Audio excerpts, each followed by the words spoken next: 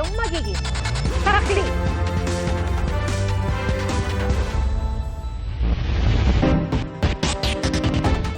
Sunod-sunod ang sunog sa Metro Manila sa nakalipas na 24 oras.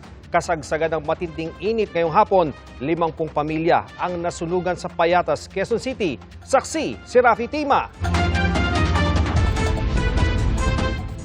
Sa kuha ng drone video, makikita ang nangangalit na apoy na lumalamon sa mga bahay sa Santan Street, Payatas A sa Quezon City pasado 1:00 ng hapon.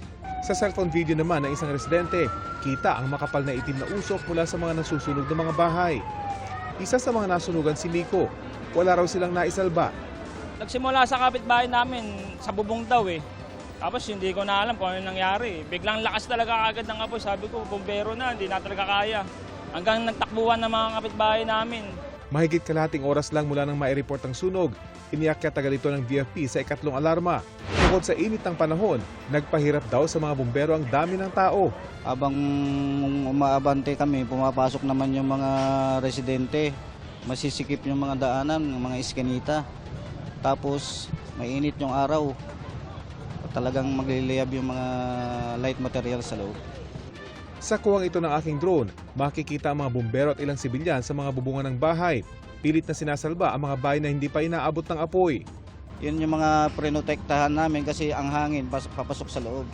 Kaya doon kami umabante, doon kami umatake para hindi na lumaki yung sunog. Ang pamilya ni Trixie nakahinga ng maluwag nang malamang ligtas sila mula sa sunog. Kung hindi raw naisalba ang kanilang bahay, tiyak damay ang hilera ng mga tindahan ng school supply sa lugar. Isang bahay na lang po. Buti na lang po yung bahay dun sa likod is bato, kaya hindi po agad kumalat. Ilang residente ang nagtamo ng minor injuries matapos subukang isalba ang kanilang mga gamit. Ang ibang residente gumamit na ng garden hose para basain ang paligid ng kanilang bahay. Halos 40 bumbero ang rumisponde sa sunog kaya nakontrol ang apoy pasado 2:00 ng hapon. Tuloy naman itong napula bandang 3:06 p.m. Sa ngayon, inimbestigahan pa ng BFP kung ano ang pinagmulan ng apoy. Ako si Rafi Tima, ang inyong saksi. Naniniwala ang ilang residente sa Barangay Piñan, Quezon City na sinadya ang sunog sa kanilang lugar. Pinapaalis na raw kasi sila ng lokal na pamahalaan dahil sa itatayong vertical housing doon. Git naman ng LGU, walang batayan ng aligasyong sinadya ang sunog. Saksi si James Agustin.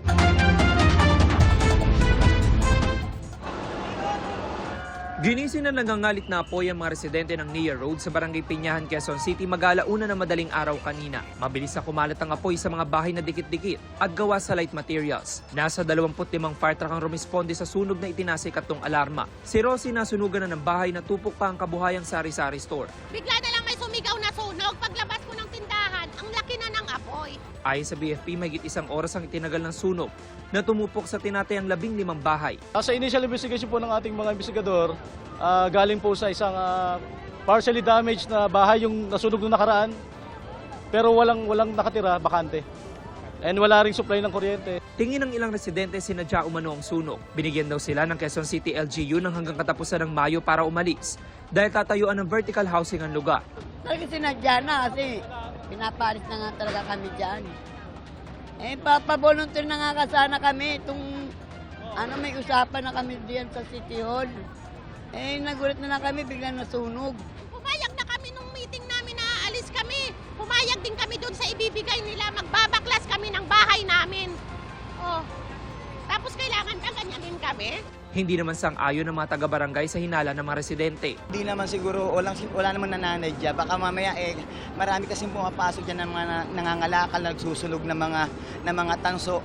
Kaya hindi pa namin alam kung ano talaga yung pangyayari. Ongoing investigation pa po tayo. Alamin po natin yung kung ano po yung katotohanan sa na sinasabi na ganyan, na sinadya. Sa isang payag, sinabi ng QCLGU na ikinalulungkot nito ang nangyaring sunog. Wala raw batayan ng aligasyon na sinadya ang sunog, lalo't lumalabas sa paunang imbestigasyon ng BFP na pagsusunog ng tanso sa abandonadong bahay ang sanhi ng apoy. Bago pa raw mangyari ang sunog, nakipagpulong na ang LGU sa mga pamilya at ipinaalam sa kanila ang mga tulong sa pagiging benepisyaryo ng pabahay sa NIA. Sobrang lakas. Ayan guys, so ang daming bumbero. Nagasunog din sa Barangay 264 Santa Cruz, Maynila, pasado 2:00 sa madaling araw. Mabilis na kumalat ang apoy at pahirapan ng pag-apula dahil masikip ang daan. Itinas ito sa ika-4 na alarma bago mag-4 ng umaga. Maraming linya ng kuryente ang nagputukan. Yung sa pag-penetrate naman kasi, dahil informal settler siya, medyo nahirapan po tayo. Tapos nakapaligid, ospital, eskwelahan.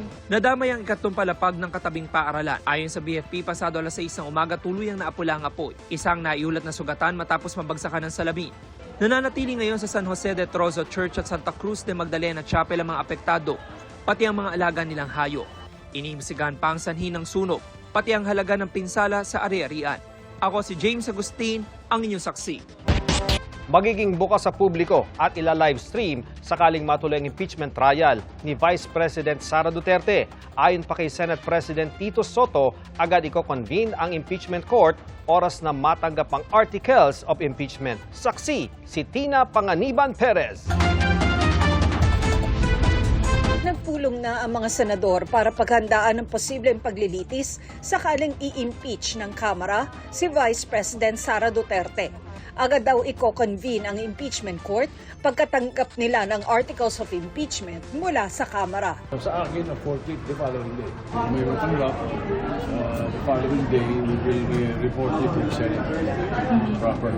And then, I will convene the Senate into an impeachment court. We will take our oaths and then follow the procedures that should be done. Ganyan din katagal ang pagitan ng transmittal at pag-convene ng impeachment court laban kay nooy Supreme Court Chief Justice Renato Corona.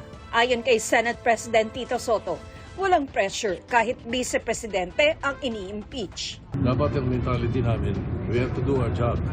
We have to be impartial. Kahit sino pa yung ipapadala sa amin na articles of impeachment. Magiging bukas daw sa publiko ang impeachment trial na kanila raw ila-livestream. 27 million pesos ang nakalaang pondo ng Senado para sa impeachment trial. Kailangang in session ang Kongreso para tanggapin ng Senado ang articles of impeachment. Pero oras na natanggap na ito ng Senado, pwede naman magpatuloy ang pagdinig ng impeachment court kahit mag-break ang Kongreso sa June 5. Sa May 11 pa, inaasahang pagbobotohan ng plenaryo ng Kamara ang impeachment ni Vice President Duterte. Yung May 11, that is just my recommendation, no? Kasi on May 4, i-approve yung committee report, resolution, and articles of impeachment. Right after approval, on the same day, we transmit it to the plenary. Once it is in the plenary, we anticipate that they will be transmitting copy of the same to all the members of the House, including the Vice President. Kasi ito yung nasa decision ng Duterte versus House of Representatives to provide reasonable time sa House members to read and study the impeachment complaint, including the evidence, before the plenary vote. 1/3 ng lahat ng kongresista o 106 na boto ang kailangan sa plenaryo para ma-transmit ang articles of impeachment sa Senado. Sa tingin po ninyo maaabot yung 106? Well, makita niyo naman sa voting sa Justice Committee, unanimous ang bumoto. Sabi ng mga kongresistang nakausap namin, ang boto nila ay nakabase sa kanilang pagsusuri sa mga iniharap na ebidensya.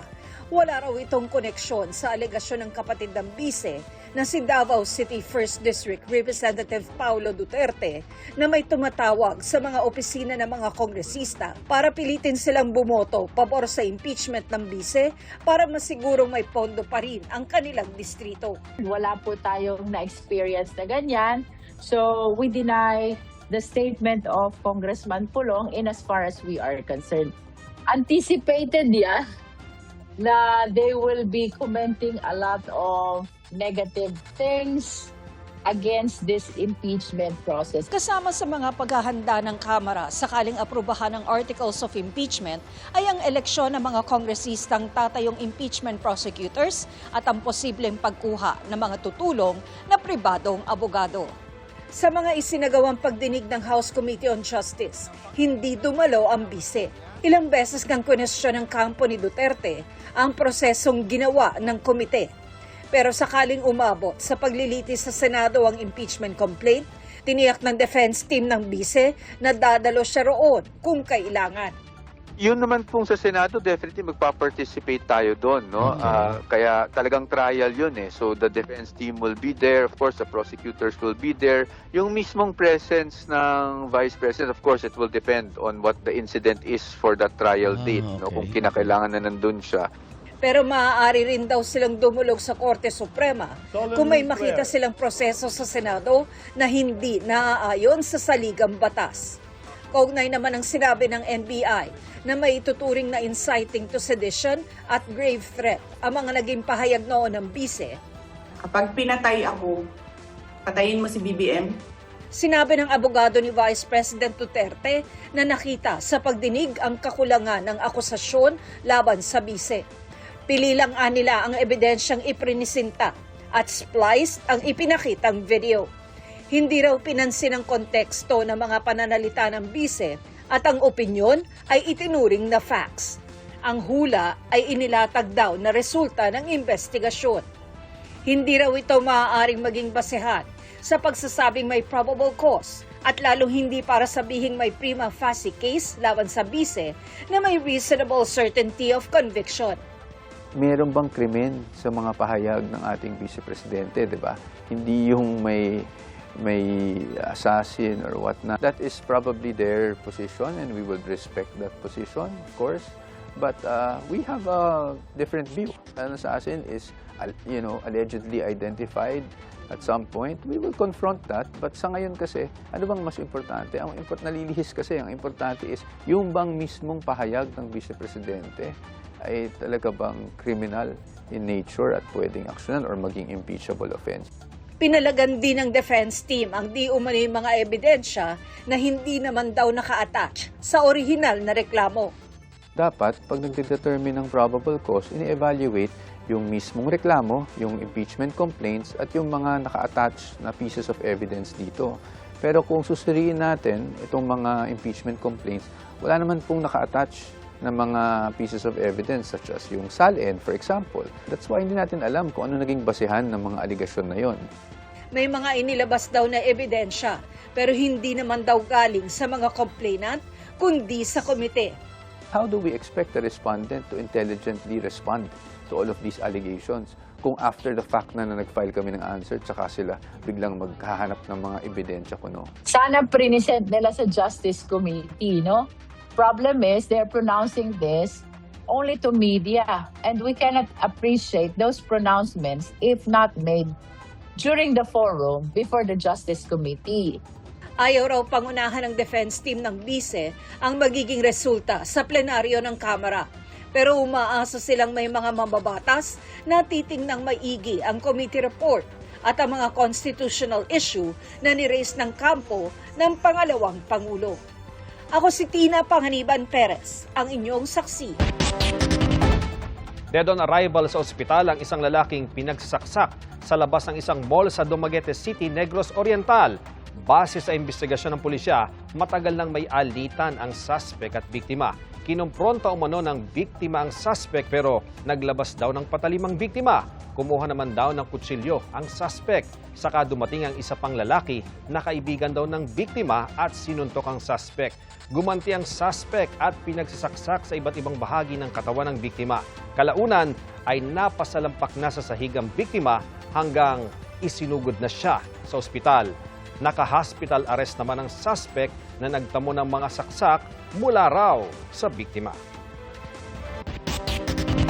Iba't ibang grupo ang naghahanda para sa mga protestang isasagawa bukas, Mayo 1. Bukas din, may mga job fair ang DOLE sa 70 lugar sa bansa. Ngayong mahalang bilihin sa gitna ng gyera sa gitnang silangan, 16 na petisyon para sa aumento sa sahod ang inihain ng iba't ibang grupo para sa mga manggagawa sa Metro Manila. Yan ang aking sinaksihan. Pagmahal ng bigas at iba pang pagkain na sinabayan ng dagdang singil sa kuryente sa gitna ng mahal pa ring presyo ng langis. Sabay-sabay ang dagdag gastos. Kaya kailangang maghigpit ng sinturon ng mga minimum wage earner gaya ni Joe. Matagal na raw siyang naglalakad papasok sa trabaho para makatipid. At nang sumipa pa ang presyo ng bilihin dahil sa fuel crisis, uling na ang panluto nila sa bahay. Yung hirap ng kalagayan ng ngayon eh. Una-una sa mga bilihin. Tapos panggastos araw-araw. Tapos pambayad ng mga billings po. Tapos yung pamasahe pa ng mga bata. Dagdag sahod din ang hiling ng minimum wage earner na si Rica.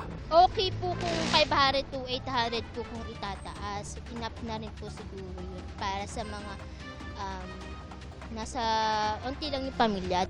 July 18, 2025, ipinatupad ng 50 pesos na dagdag sa daily minimum wage ng mga manggagawa sa NCR, kaya naging 695 pesos ang arawang kita ng mga karaniwang manggagawa at 658 pesos para sa agri-workers at small retail workers. Pag-aaralan ng Regional Tripartite Wages and Productivity Board ng NCR kung sapat pa ba ang sweldo ng mga manggagawa sa rehiyon. July 18, maaari na magkaroon ng bagong wage order. And 60 days before the issuance of the wage order, meron huyang review.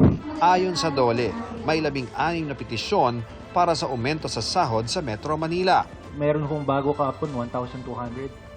Meron pong mga ibang petition ranging from 500 pesos, 800 pesos pataas. Yun po ang hinihingi. Ang nire-request nila yung agaran na increase dulot po ng Middle East tension o war. Ayon sa oil industry source, kung pagbabatayan ang bentahan sa Mina Flats, Singapore sa nakalipas sa 3 araw, posibleng mahigit 4 na piso kada litro ang taas presyo sa kada litro ng diesel sa susunod na linggo. Mahigit 3 piso naman sa gasolina. Sa taya ng Bangko Sentral ng Pilipinas, posibleng pumalo sa 5.6% hanggang 6.4% ang inflation rate o bilis ng pagmahal ng bilihin para sa Abril. Bukod sa pagtaas ng presyo ng petrolyo, bigas, isda at karne, nakadagdag ang dagdag singil sa kuryente at paghina ng piso. Ngayong linggo, 2 sunod na araw nagtala ng record low ang palitan ng piso kontra dolyar. Bagamat nakabawi ang piso kanina nang magsara ang palitan sa mahigit 61 pesos and 48 centavos. Patuloy raw na minomonitor ng BSP ang mga nangyayari sa gitnang silangan. Sa kabila ng idineklarang extended ceasefire ni US President Donald Trump, pansamantalang umakyat sa mahigit $126 per barrel ang presyo ng langis sa world market batay sa global benchmark na Brent crude. Yan ang pinakamataas nitong level sa nakaraang 4 na taon. Sa gitna yan ng mga ulat na may briefing si Trump tungkol sa mga plano umano para sa posibleng military strike sa Iran. Ngayong di pa rin magkasundo ang dalawang bansa sa isyu ng nuclear program ng Iran. Wala pang komento rito ang White House. Humihingi ng pahintulot ang kampo ni dating Pangulong Rodrigo Duterte para iapila ang pagkumpirma ng ICC Pretrial Chamber 1 sa lahat ng charges laban sa kanya para ito sa kasong crimes against humanity of murder at attempted murder. Git ng defense team ni Duterte, hindi malinaw ang saklaw ng mga kaso at nakukulangan din sila sa ginawang paliwanag sa mga iniharap na ebidensya. Kung matuloy ang paglilitis, tatayo ang presiding judge si Joanna Corner na may malawak na karanasan sa paghawak ng mga kasong crimes against humanity at genocide. Sa May 27, magsasagawa ang Trial Chamber 3 ng status conference kaugnay sa kaso. Aminado ang Department of Migrant Workers na napupuno na ang ilang pasilidad sa Kuwait. Nagkakaroon ng kaunting pagkaantala sa pagpapauwi sa mga Pilipino roon. Saksi si Jamie Santos. Sa videong yan na ibinahagi sa GMA News, makikita ang ilang OFW na nanunuluyan sa shelter ng Philippine Embassy sa Kuwait. Siksikan sa loob ng pasilidad. Hingi po kami ng tulong sa inyo na makauwi po kami. Ako po si Christine Peralta. 1 month na po ako naka-stay dito sa shelter. Meron po akong sakit na gallstone. Gusto ko pong humingi ng tulong para po makauwi ako sa aking pamilya. Umaasa silang mapapabilis ang kanilang repatriation. Hirap na po kami dito dahil yung mga nandito na nagtagal na, may sakit na rin. Ubusi po, naghalo-halo na, tapos yung mga bagong dating na gusto magparipat, nahawaan na rin. Aminado ang Department of Migrant Workers na napupuno na ang ilang pasilidad, nagkakaroon ng kaunting pagkaantala sa repatriation. They're safe. We're feeding them, we're protecting them. They are in alam mo yung shelter natin sa Kuwait, nasa magandang lugar, nasa magandang neighborhood. Kaya patuloy lang natin silang tutulungan. They are under our care. Oo. So it's just a matter, pinapakain natin sila, tapos yung tulugan. Mainit ngayon doon, so merong adequate cooling facility accommodation natin. And it's just a matter of time, makakauwi sila. Humingi na rin ng pasensya si Secretary Kakdak sa mga naghihintay pang makauwi. Ang nangyari dyan, yung government shelter ng Kuwait, kasi katuwang natin yan sa pag-shelter ng mga kababayan natin. So, before they leave, they are taken to the government shelter. Punong-puno ngayon yun ng ibang lahi. So, pati yung ating proseso, naaantala din. But rest assured, we will help them go home. Umabot na sa halos 2,000 Pilipino ang napauwi mula Kuwait. Pangalawa sa may pinakamaraming repatriates sa rehiyon kasunod ng United Arab Emirates. Ako si Jamie Santos, ang inyong saksi. Palit anyo pero tiklo pa rin ang isang ahente ng sasakyan na sangkot umano sa labas kasa carnapping scheme. Ang kanilang target, mga call center agent. Saksi si Emil Sumangil, exclusive. Makaraang isangkot sa carnapping at masibak sa pinapasukang car dealership. Nagparetoke umano ang suspect na si alias Erica. Kaya ganito ang itsura ng mahuli ng pulisya kamakailan. Tubong San Pedro, Laguna ang suspect pero nahuli siya ng PNP Highway Patrol Group sa Muntinlupa kung saan umano siya nagtago. Ayon sa pulisya, si alias Erica na isang car agent. Ang kontak ni alias Kat na nahuli kamakailan matapos isangkot sa carnapping modus na kung tawagi, labas kasa. Magpapakilala puno na magiging kliyente, magbabayad ng down payment, and afterwards, nanakawan niya yung sasakyan. Si Erica Puno ay kasama po mismo sa labas kasa and pasalo scheme. Siya po mismo din yung kumukuha or naghahanap or nagche-check sa internet or social media platform ng mga kababayan po nating nagpo-post nito pong kanila pong mga sasakyan. Ang target daw ng grupo, mga call center agent. Kapalit ng 10,000 pesos, hihingan nila ng ID at iba pang requirements sa mga biktima. At ito ang kanilang ipapasa for approval sa financing sa kasa. Sa oras na mailabas na ang kotse, hindi na nila babayaran ang buwan ng hulog at tatangayin na nila ang sasakyan. Kabilang sa nabiktima na iniulat din namin kamakailan si alias Ivy. Nakausap pa raw niya ang mga suspect nang hanapin niya ang sasakyang nakapangalan sa kanya.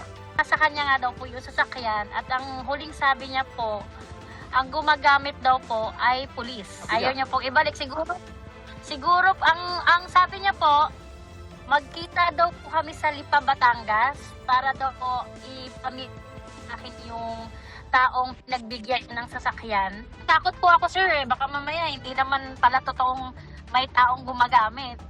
Pinaghahanap na rin ng HPG ang ikatlong suspect na babae na sabit sa modus na ito. Nagparetoke na umano ito at sinasabing iba na rin ang itsura ngayon. Panagutan po nila yung mga ginawa nila at the same po, maibalik sana po yung sasakyan kasi po everyday pa rin po may pumupunta sa bahay. Patuloy namin sinisikap na makuha ng panig ang mga suspect. Hindi po biro ito. Ang kanila pong operation or area po ng kanilang operation, 2 rehiyon po ang kanila pong pinaglalaro at 100 million na. 100 million pesos yung worth ng kanilang mga nakukuha ng mga sasakyan or mga nilalabas sa sasakyan. Ako si Emil Sumangil, ang inyong saksi. Nakikipag-ugnayan sa Office of the Solicitor General ang DNR kaugnay sa posibleng pananagutan ng dating operator ng nasusunog na Navotas landfill. Ayon sa Environmental Management Bureau, nakatuon ang kanilang imbestigasyon sa mga paglabag ng dating operator ng landfill na Fileco sa mga kondisyon ng Environmental Compliance Certificate na inisyu rito. Gaya ng di natapos sa pagtabo ng lupa sa landfill, pati ang kakulangan umano ng gas vents. Naantala rin anila ang pagsumite ng Fileco ng plano ukol sa ligtas na pagsasara at rehabilitasyon ng lugar. Hinihingi pa namin ng bagong pahayag ng Fileco, pero nauna na nilang sinabing di natapos ang pagsasara at rehabilitasyon dahil pinaalis umano sila ng San Miguel Aero City na ngayon nagmamay-ari ng lugar kung nasaan ng landfill. Sinabi na rin noon ng San Miguel Aero City na hindi nagpatupad ang Fileco ng mga kailangan sa pagsasara at rehabilitasyon bago lisanin ang landfill. Nagdeklara ng state of calamity sa Paracelis Mountain Province dahil sa tagtuyot, kakulangan ng supply ng tubig at krisis sa enerhiya. Sa gitna ng matinding init sa iba't ibang bahagi ng bansa, inulan at binaha naman ang ilang bahagi ng Baguio. Ating saksihan. Kanya-kanyang diskarte ang mga construction workers sa Lawag City ngayong tirik ang araw at nakapapaso ang init. Bukod sa madalas na paghilamos at pag-inom ng tubig, inaagahan na lang ho namin ang pagpasok, tapos para hindi kami umibutan ng tanghalian na sobrang init. ang mga alagang baboy 8 beses kong paliguan para raw iwas heat stroke. State of calamity na sa Paracelis Mountain Province dahil sa tagtuyot, kakulangan ng supply ng tubig at krisis nila sa enerhiya. Ngayong araw, 44 degrees Celsius na danger level ang naitalang pinakamataas na heat index sa damang init sa Virac, Catanduanes, Iloilo City at Dumangas, Iloilo. Danger level din ng heat index sa siyang lugar sa bansa. Pumalo rin hanggang 41 degrees Celsius ang heat index sa Metro Manila. Bukas sinasahang magiging maalinsangan pa rin sa Metro Manila. 43 degrees Celsius naman ang posibleng heat index sa Dagupan, Pangasinan. 42 degrees Celsius sa La Union, Tuguegarao City, Zambales, Nueva Ecija, Subic Bay, Cavite, Palawan, Occidental Mindoro at Iloilo. Nasa danger level yan kaya may banta ng heat cramps o heat stroke kung matagal mabababad sa matinding init. Pero may mga lugar naman na nakaranas ng matinding ulan gaya sa Baguio City nitong Martes. Pinasok ng baha ang ilang bahay. Nakapagtala rin ng landslide sa Barangay Dominican Mirador, nabutas ang dingding ng isang bahay na mabagsakan ng malaking tipak ng bato. Itong istorya kasi mainit sa umaga hanggang tanghali hapon. Nandun ito po yung time na nagde-develop ng mga cloudiness natin at nagkaroon tayo ng mga thunderstorms. Umulan din ng yelo sa Bauco Mountain Province itong Martes. Sumabay pa ang malakas na hangin. Apektado rin ang ilang paninim at ang water pump na tinangay ng agos ng tubig. That time, nakabuo ito ng mga thunderstorm, yung cumulonimbus clouds, at ito po yung nagbigay ng malalakas na ulan at yung mga yung hail na tinatawag natin. Sometimes ito, nagbibigay din ito ng tornado kung ito ay nasa lowland. Ako si Joseph Morong, ang inyong saksi.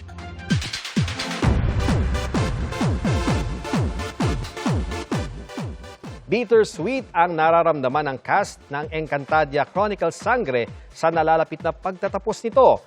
Ayon kay Sangre Terra Bianca Umali, hinubog ng serye ang kanilang pagkatao. Marami raw silang natutunan hindi lang tungkol sa proyekto, kundi maging sa kanilang mga sarili. Malaking bagay naman daw para kay Sangre Dea, Angel Guardian, ang kanilang mga costume na sumisimbolo sa lahat ng kanilang mga sakripisyo para sa serye. Si Sangre Adamus Kelvin Miranda naman, natutunang lahat ng bagay ay lumilipas din. Lubos naman ang pasalamat ni Rian Ramos na gumaganap bilang mitena sa mga dumating na oportunidad sa kanya dahil sa Encantadia. Nasa exclusive media conference ng Encantadia Chronicles Sangre, ang ilang opisyal ng GMA gaya ni OIC for Entertainment Group, Cheryl Ching C, para magbigay suporta. Nakatayo sa bangketa ang isang lalaki nang walang haba siyang pinagsasaksak ng isa pang lalaki sa London sa United Kingdom. Arestado ang suspect na ayon sa pulisya ay may isa pang sinaksak. Parehong Hudyo ang dalawang biktima na nasugatan sa pananaksak. Terorismo ang turing ng pulisya sa pag-atake. Iniimbestigahan pa ito at inaalam kung target ng krimen ang komunidad ng mga Hudyo. Kinundina ng Chief Rabbi ng Britanya ang krimen na tinawag niyang anti-Semitism o labis na puot laban sa mga Hudyo.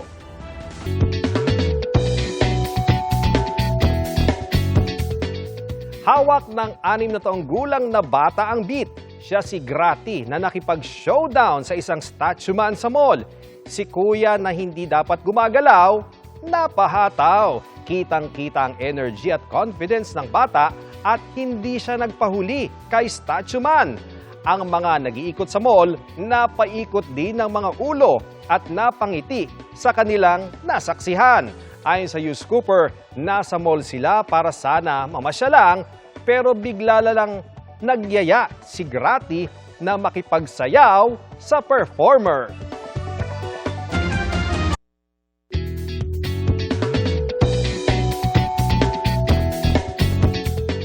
Vibe check baka mo. Wala nang tatalo sa mga Pilipino pagdating dyan. Paano nga ba makukumpirma kung Pinoy ang nakadaupang palad kung nasa ibang bansa?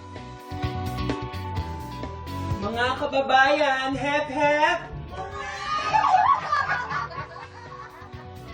Ayon sa uploader na si Adams, kuha ito alauna ng madaling araw noong April 16 sa Bali, Indonesia para sa bachelorette party ng isa nilang kaibigan. Kwento niya, narinig niya ang kwentuhan ng mga tao sa kabilang villa at napansin na tila mga Pilipino ito. At yun na nga, doon na nila ito nakumpirma. Nagkita pa nga ang dalawang grupo na tila instant ang pag-click. Very Pinoy! Salamat sa inyong pagsaksi. Sa ngalan ni PR Kanghel, ako po si Ian Cruz. Ito ang GMA News. Walang kinikilingan, walang pinoprotektahan. Noon at ngayon, serbisyong totoo. Hanggang bukas, sama-sama tayong magiging saksi.